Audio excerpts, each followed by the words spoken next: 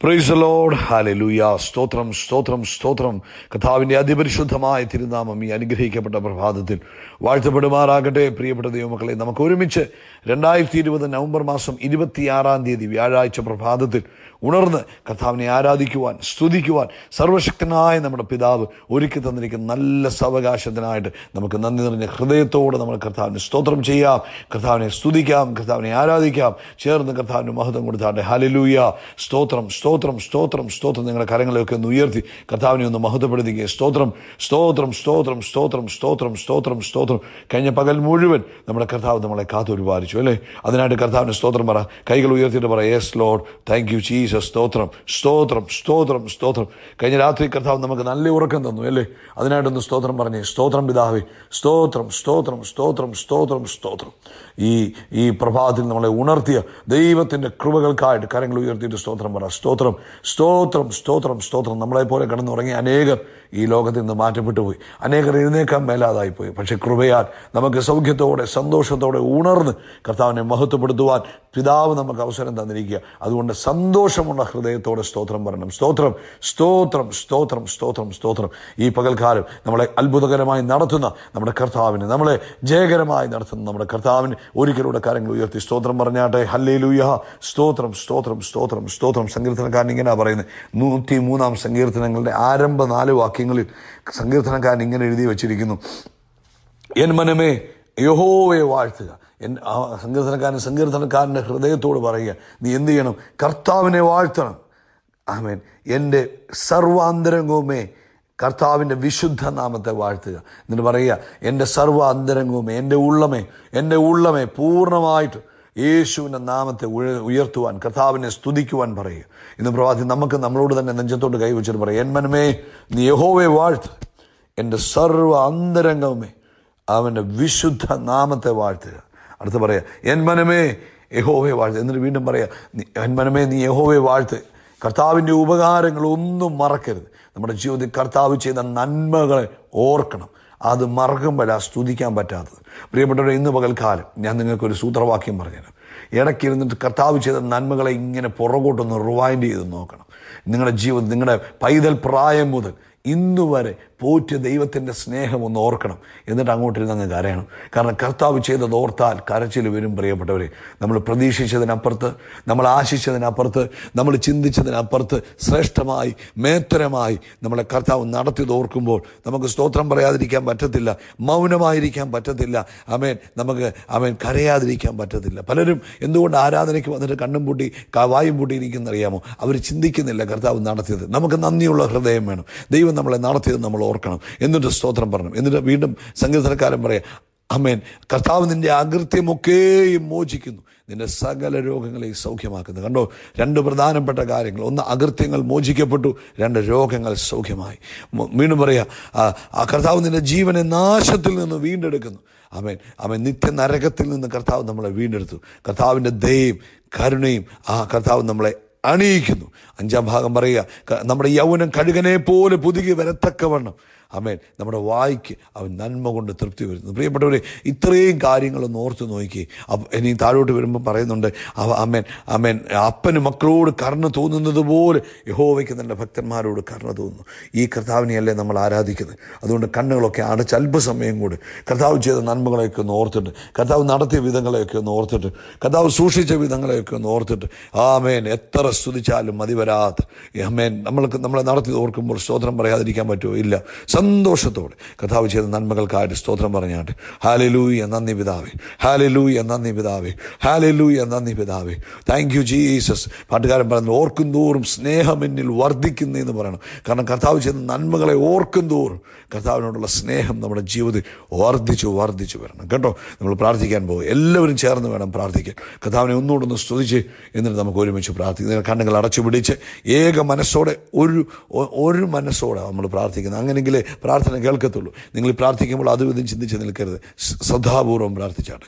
ഞങ്ങളുടെ സ്വർഗീയ പിതാവേ, യേശു ക്രിസ്തുവിൻ്റെ നാമത്തിൽ ഈ പ്രഭാതത്തിനായിട്ട് സ്തോത്രം പറയുന്നു. കഴിഞ്ഞ പകൽക്കാലവും കഴിഞ്ഞ രാത്രിയിലും ഞങ്ങളെ അത്ഭുതകരമായി നടത്തിയ അങ്ങയുടെ വിശ്വസ്തതയെ ഓർത്ത് സ്തോത്രം ചെയ്യുന്നു. പിതാവേ, ഈ പ്രഭാതത്തിൽ ഞങ്ങളെ ഉണർത്തിയ അങ്ങയുടെ കൃപകൾക്കായി സ്തോത്രം. ഞങ്ങൾ ഉണർന്നതല്ലപ്പാ, അങ്ങ് ഞങ്ങളെ ഉണർത്തിയതാകിയാൽ ഞങ്ങൾ അങ്ങേക്ക് നന്ദി പറയുന്നു, സ്തോത്രം പറയുന്നു, സ്തുതിക്കുന്നപ്പ. ഈ പകൽക്കാലം അങ്ങ് ഞങ്ങളെ ജയകരമായി നടത്തുന്ന കൃപകൾക്കായി സ്തോത്രം. അങ്ങ് ഞങ്ങൾക്ക് മുൻപേ പോകുമ്പോൾ ഞങ്ങളുടെ മുമ്പിൽ അടഞ്ഞ വാതിലുകളില്ല. ആമേൻ. വാതിലുകളെ അങ്ങ് തുറന്ന് ഞങ്ങൾക്ക് മുമ്പിൽ വഴി നിരത്തുന്നതിനായി സ്തോത്രം. ഇന്ന് പ്രഭാതത്തിൽ അങ്ങ് ഞങ്ങൾക്ക് മുൻപേ പോയി ഞങ്ങളുടെ മുമ്പിലുള്ള അടഞ്ഞ വാതിലുകളെയൊക്കെ തുറന്ന് ഞങ്ങൾക്ക് മുമ്പിൽ വഴി നിരത്തി തരുന്നതിനായി സ്തോത്രം. അപ്പോൾ ഹല്ലേലൂയ, സ്തോത്രം, സ്തോത്രം, സ്തോത്രം, സ്തോത്രം. ഈ പകൽക്കാലം ഈ ശബ്ദം കേൾക്കുന്ന ഓരോ മക്കൾക്കും വേണ്ടി പ്രാർത്ഥിക്കുക. യേശു ക്രിസ്തുവിൻ്റെ നാമത്തിൽ അവരെ വ്യക്തിപരമായി അനുഗ്രഹിച്ചു പ്രാർത്ഥിക്കുന്നു. കർത്താവേ, നിന്റെ കുഞ്ഞുങ്ങളുടെ കുടുംബജീവിതത്തെ അനുഗ്രഹിക്കുന്നു. നിന്റെ മക്കളുടെ കുഞ്ഞുങ്ങളെ അനുഗ്രഹിക്കുന്നു. ഇവരുടെ ജോലി സ്ഥലങ്ങളെ അനുഗ്രഹിക്കുന്നു. കർത്താവേ, ഇവരുടെ ശരീരത്തെ അനുഗ്രഹിക്കുന്നു. കർത്താവേ, ഇവരുടെ ഉപജീവന മാർഗം എന്തു ആയിക്കോട്ടെ, ബിസിനസ് ആയിക്കോട്ടെ, കൃഷി ആയിക്കോട്ടെ, വാട്ട് എവർ ഇറ്റ് ഈസ്, കർത്താവേ യേശു ക്രിസ്തുവിൻ്റെ നാമത്തിൽ അനുഗ്രഹിക്കുന്നു. എന്തിൻ്റെ ആണെങ്കിലും അതിൻ്റെ മേൽ ആകാശത്തു നിന്ന് മഞ്ഞും മഴയും യേശുവിൻ്റെ നാമത്തിൽ പെയ്തിറങ്ങട്ടെ എന്ന് പ്രാർത്ഥിക്കുന്നു. ആകാശത്തു നിന്ന് മഞ്ഞും മഴയും പെയ്തിറങ്ങട്ടെ എന്ന് പ്രാർത്ഥിക്കുന്നു. കർത്താവേ, നിന്റെ മക്കളെ മാനിക്കണം, ഉയർത്തണം, അനുഗ്രഹിക്കണമെന്ന് പ്രാർത്ഥിക്കുന്നു. ഇന്ന് പ്രവാദി രോഗികളായിരിക്കുന്ന ആരെങ്കിലും ഈ ശബ്ദം കേൾക്കുന്നെങ്കിൽ സ്വർഗത്തിനും ഭൂമിക്കും നാഥനായ യേശു ക്രിസ്തുവിൻ്റെ നാമത്തിൽ സൗഖ്യമാകട്ടെ, പൂർണ്ണ ആരോഗ്യവും സ്വസ്ഥതയും വരട്ടെ എന്ന് പ്രാർത്ഥിക്കുന്നു. പല്ലിന് അസ്വസ്ഥത വന്ന് സഹിക്കാൻ മേലാത്ത ബുദ്ധിമുട്ടിനാൽ ഭാരപ്പെട്ടിരിക്കുന്നവർക്ക് വേണ്ടി പ്രാർത്ഥിക്കുക. സ്വർഗത്തിനും ഭൂമിക്കും നാഥനായ യേശു ക്രിസ്തുവിൻ്റെ നാമത്തിൽ ആ പല്ലുകൾ സൗഖ്യമാകട്ടെ, സൗഖ്യമാകട്ടെ. മോണയ്ക്കുണ്ടായിരിക്കുന്ന നീർക്കെട്ടുകൾ, ഇൻഫെക്ഷനുകൾ യേശുവിൻ്റെ നാമത്തിൽ അപ്രത്യക്ഷമാകട്ടെ. പൂർണ്ണാരോഗ്യമുണ്ടാകട്ടെ. യേശുവിൻ്റെ നാമത്തിൽ സൗഖ്യമാകട്ടെ. യേശുവിൻ്റെ നാമത്തിൽ സൗഖ്യമാകട്ടെ. അതുപോലെ കർത്താവേ, മൂക്കിനകത്തൂടെ നിരന്തരമായി ബ്ലീഡിംഗ് ഉണ്ടാകുന്ന കുഞ്ഞുങ്ങൾക്ക് വേണ്ടി പ്രാർത്ഥിക്കുന്നു. ഇന്ന് പ്രഭാതത്തിൽ യേശു ക്രിസ്തുവിൻ്റെ നാമത്തിൽ ആ മൂക്കിലെ ബ്ലീഡിംഗ് സ്റ്റോപ്പ് ആകട്ടെ. മൂക്കിൽ നിന്നുണ്ടാകുന്ന ഇടയ്ക്കിടയ്ക്കുണ്ടാകുന്ന ബ്ലീഡിംഗ് യേശുവിൻ്റെ നാമത്തിൽ സ്റ്റോപ്പ് ആകട്ടെ. പൂർണ്ണ സ്വസ്ഥതയും സൗഖ്യവും കർത്താവ് കൊടുത്തതിനായിട്ട് നന്ദി.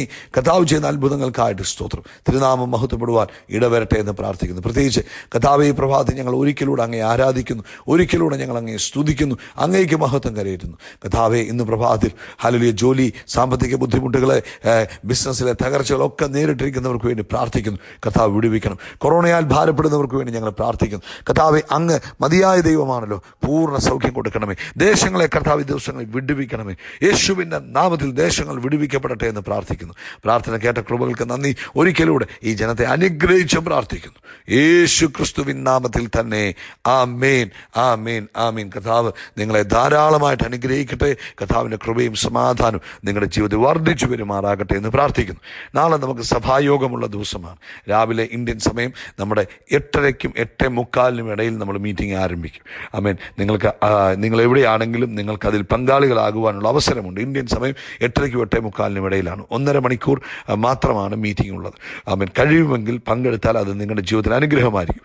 ഒന്നും പറ്റിയില്ലെങ്കിലും ഇന്ന് പകൽക്കാലം ഇടയ്ക്കിടയ്ക്ക് നാളത്തെ സഭായോഗത്തെ ഓർത്ത് നിങ്ങൾ പ്രാർത്ഥിക്കണം. പങ്കെടുക്കുന്നവരാണെങ്കിലും പങ്കെടുക്കാത്തവരാണെങ്കിലും നിങ്ങളുടെ പ്രാർത്ഥനയെ റിക്വസ്റ്റ് ചെയ്യുക. നാളത്തെ സഭായോഗത്തിന് വേണ്ടി നിങ്ങൾ ഇന്ന് പല പ്രാവശ്യം പ്രാർത്ഥിക്കണം എന്ന് യേശു ക്രിസ്തുവിൻ്റെ നാമത്തിൽ സ്നേഹപൂർവ്വം ഓർപ്പിക്കുക കേട്ടോ. കർത്താവ് നിങ്ങളെ അനുഗ്രഹിക്കട്ടെ.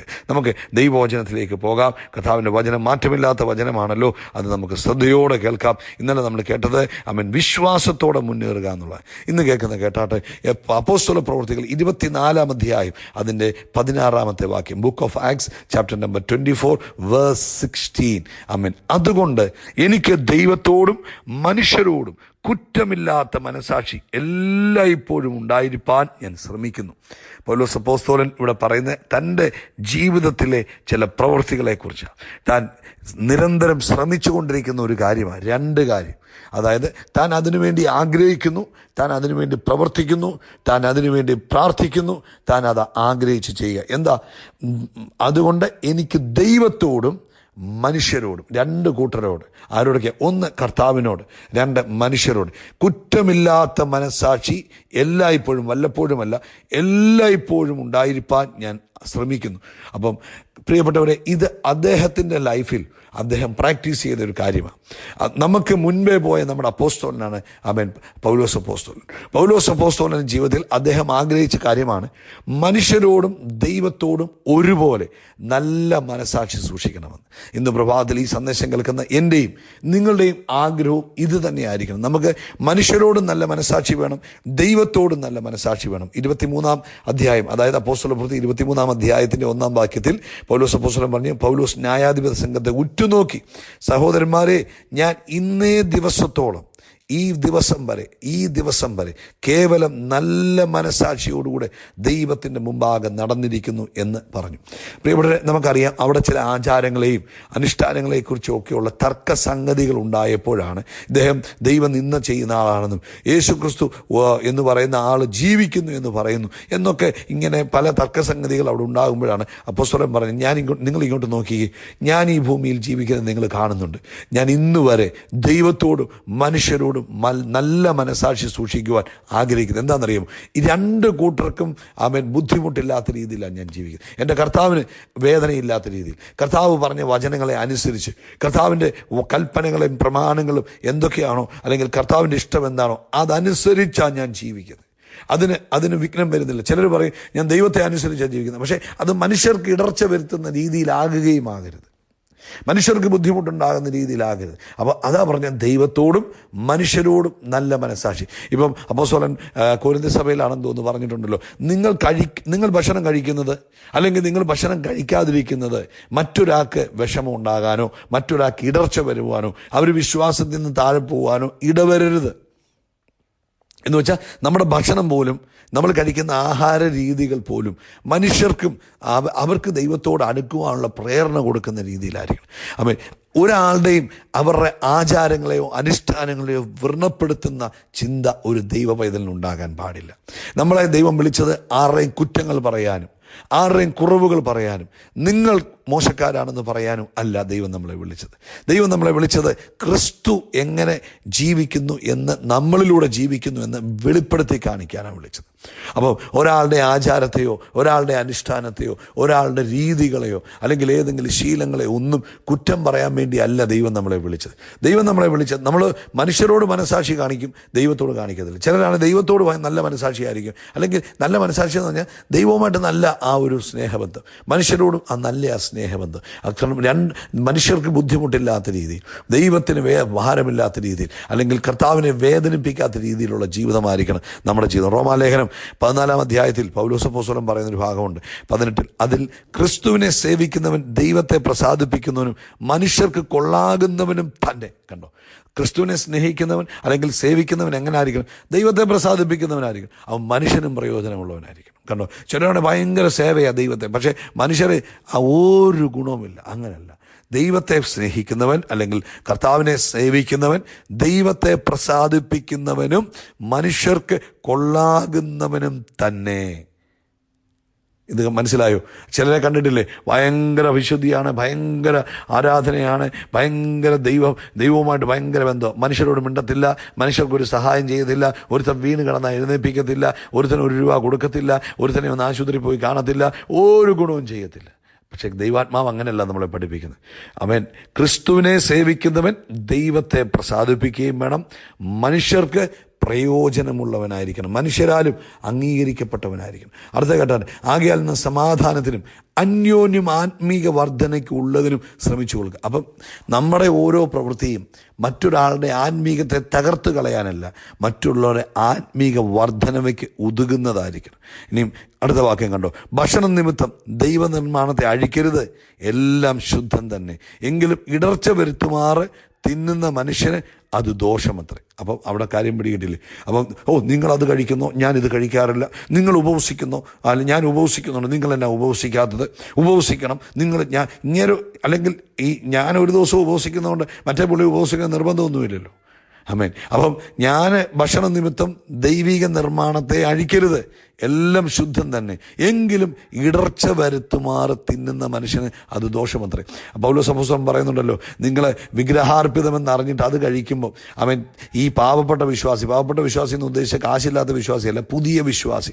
ഈ പുള്ളി വിശ്വാസത്തിലേക്ക് വന്നപ്പോഴായിരിക്കും ഇദ്ദേഹം വിഗ്രഹാർപ്പിതമെന്ന് അറിഞ്ഞിട്ട് ഇത് കഴിക്കുമ്പോൾ അദ്ദേഹത്തിനൊരു വിഷമോ, അദ്ദേഹം ചിലപ്പോൾ ഇടറിപ്പോകാൻ സാധ്യതയുണ്ട്, വിശ്വാസത്തിൽ നിന്ന് പിന്മാറിപ്പോകാൻ സാധ്യതയുണ്ട്. അപ്പം നമ്മൾ ആളുകളോട് ഇടപെടുമ്പോൾ, വിശ്വാസമില്ലാത്തവരോട് ഇടപെടുമ്പോൾ ഇടപെടുമ്പോഴും വിശ്വാസമുള്ളവരോട് ഇടപെടുമ്പോഴും വിശ്വാസത്തിൽ അവൻ പ്രായമുള്ളവരോടും പ്രായമില്ലാത്തവരോടും ഇവരോടൊക്കെ ഇടപെടുമ്പോഴും ദൈവിക വിവേകവും ദൈവത്തിൻ്റെ ജ്ഞാനവും പരിജ്ഞാനവും നമ്മൾ ഉപയോഗിക്കണം. യേശു എങ്ങനെയാണ് നിന്നത്?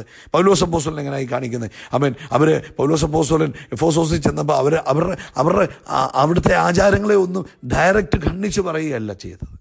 പ്രിയപ്പെട്ടവരെ, നിങ്ങളും ഞാനും അങ്ങനെ ആയിരിക്കണമെന്ന് നമ്മൾ ദൈവത്തോടും മനുഷ്യരെയും അപ്രൂവ്ഡ് ആയിരിക്കണം. നല്ല മനസ്സാക്ഷി നമുക്കുണ്ടാകണം. മാംസം തിന്നാതെ വീഞ്ഞു കുടിക്കാതെ സഹോദരൻ ഇടർച്ച വരുത്തുന്ന യാതൊന്നും ചെയ്യാതെ ഇരിക്കുന്നത് നല്ലത്.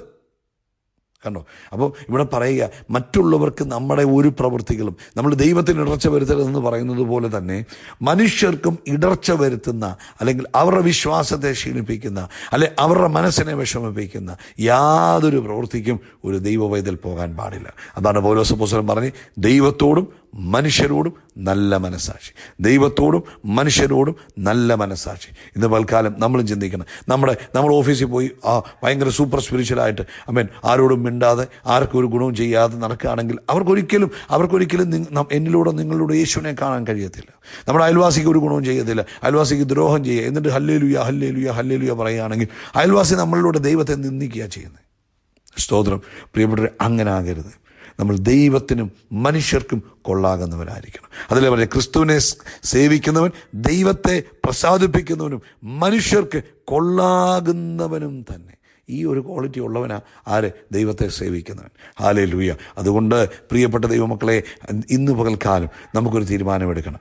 ആമേൻ. ഞാൻ എന്നാലാകുന്ന രീതിയിൽ ദൈവത്തിനും മനുഷ്യർക്കും നല്ല മനസാക്ഷിയുള്ളവനായി, അല്ലെങ്കിൽ പ്രസാദം ആർക്കും ഒരു ബുദ്ധിമുട്ടില്ലാത്ത രീതി ദൈവത്തിനും മനുഷ്യരോടും നല്ല മനസാക്ഷിയുള്ളവനായി ജീവിക്കും. അതിന് പരിശുദ്ധാത്മാവ് നമ്മളെ സഹായിക്കും. നമുക്കൊരാഗ്രഹം ഉണ്ടായാൽ മതി. ഇന്ന് ഈ സന്ദേശം കേൾക്കുമ്പോൾ നമ്മൾ ചിന്തിക്കണം, ഞാൻ മനുഷ്യരെ സ്നേഹിക്കാറുണ്ടോ?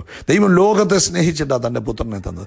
നമ്മളെയും ദൈവം വിളിച്ചത് ലോകത്തെ സ്നേഹിക്കണം. പാപത്തെ സ്നേഹിക്കാനല്ല, പാപിയെ വെറുക്കാനുമല്ല, ലോകത്തെ സ്നേഹിക്കണം. അതായത് ഓരോരുത്തരുടെയും രക്ഷ നമ്മൾ ആഗ്രഹിക്കണം, ഓരോരുത്തരുടെയും വിടുതൽ നമ്മൾ ആഗ്രഹിക്കണം, അവർ യേശുവിലേക്ക് വരണമെന്ന് നമ്മൾ ആഗ്രഹിക്കണം. പ്രിയപ്പെട്ടവരെ, അതിൻ്റെതായ രീതിയിൽ നമ്മുടെ പ്രവർത്തനങ്ങൾ, നമ്മുടെ ചിന്തകൾ, നമ്മുടെ ആഗ്രഹങ്ങൾ, നമ്മുടെ വാക്കുകളൊക്കെ അതിന് ക്രമീകൃതമായിരിക്കണം. ഒരു നന്മയും ചെയ്യാതെ, ഒരു മനുഷ്യനോടും മിണ്ടാതെ, അവർക്ക് അവരുടെ കുറ്റവും മാത്രം പറഞ്ഞിട്ട് കുറേ സുവിശേഷം പറഞ്ഞാൽ ആരും വിശ്വസിക്കത്തില്ല, ആരും കേൾക്കത്തില്ല. അങ്ങനെയല്ല, നമ്മൾ മനുഷ്യർക്കും ദൈവത്തിനും കൊള്ളാകുന്നവരായിരിക്കണം. മനുഷ്യർ എങ്ങനെയാ പൗലോസ് അപ്പോസ്തലൻ റോമാലേഖനത്തിൽ പറഞ്ഞ്, ക്രിസ്തുവിനെ സേവിക്കുന്നവൻ ദൈവത്തെ പ്രസാദിപ്പിക്കുന്നവനും മനുഷ്യർക്ക് കൊള്ളാകുന്നവനും തന്നെ.